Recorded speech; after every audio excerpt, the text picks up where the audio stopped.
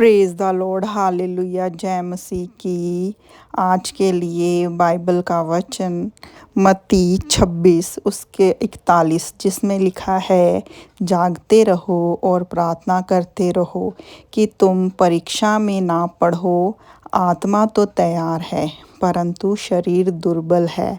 यह वाक्य में प्रभु यीशु अपने शिष्यों को कह रहे हैं। इस वाक्य में प्रभु यीशु अपने शिष्यों के साथ बात कर रहे हैं और उन्हें सतर्कता, प्रार्थना और आत्मा की शक्ति पर ध्यान केंद्रित करने की शिक्षा दे रहे हैं।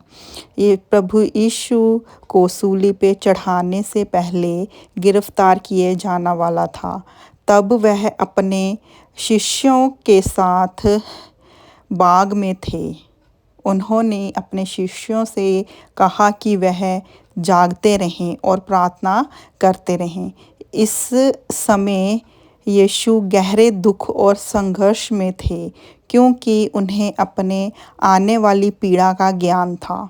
इस वचन का पहला हिस्सा, जिसमें लिखा है, जागते रहो और परीक्षा करते रहो, हमें सतर्क और सावधान रहने की प्रेरणा देता है।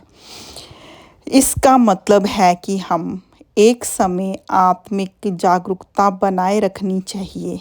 जीवन में परीक्षा, कठिनाई और प्रबलता कभी भी आ सकते हैं, तो हमें सतर्कता हमेशा बनाए रखनी चाहिए, जागरूक रहना चाहिए और प्रार्थना करनी चाहिए, ताकि हम जो चुनौतियां हमारे सामने आई हैं उसका सामना कर सकें और प्रभु यीशु हमारी उसमें मदद कर सकें।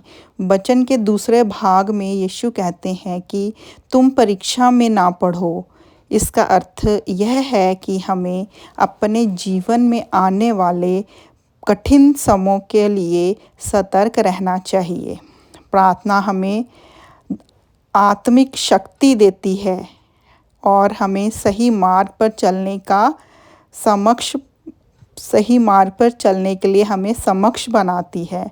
आगे यीशु कहते हैं, आत्मा तो तैयार है परंतु शरीर दुर्बल है। यह बताता है, यह वचन की यह लाइन यह बताती है कि हमारी आत्मा अक्सर अच्छे काम करने के लिए, सही रास्ते पे चलने के लिए तैयार रहती है, लेकिन हमारा शरीर कमज़ोर और आलसी हो जाता है। शरीर का आलस या इच्छाओं का पालन करना सही कार्य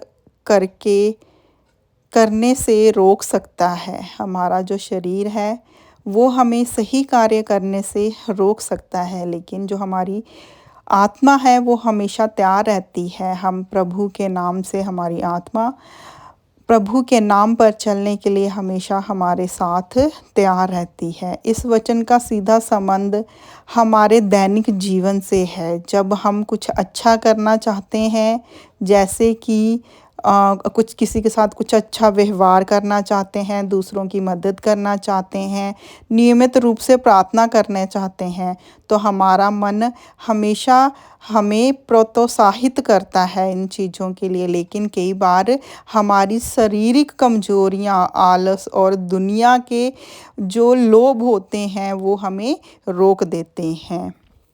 यीशु हमें यह भी सिखा रहे हैं कि आत्मा की तैयारी के साथ साथ हमें अपनी शरीर और मन की भी तैयारी करनी चाहिए कि वो भी अनुशासित बने। प्रार्थना और सतर्कता इसमें प्रमुख भूमिका निभाती है। इस वचन का संदेश यह है कि हमें हर परिस्थिति में प्रार्थना के माध्यम से आत्मिक शक्ति प्राप्त करनी चाहिए और अपने जीवन को पवित्र और अनुशासित बनाना चाहिए। यही हमारी परीक्षा, प्रबोल और हमें प्रलोभ से बचाने में मदद करेंगे। तो हमें अपने शरीर को भी अपनी आत्मा के साथ चलाना पड़ेगा, ताकि हम प्रभु के रास्ते पे, प्रभु के मार्ग पर चल सकें और अपने जीवन को किसी भी परीक्षा में डालने से बचा सकें। आज का बाइबल का वचन यही समाप्त होता है। आमीन। प्रभु की स्तुति हो। जय मसीह की।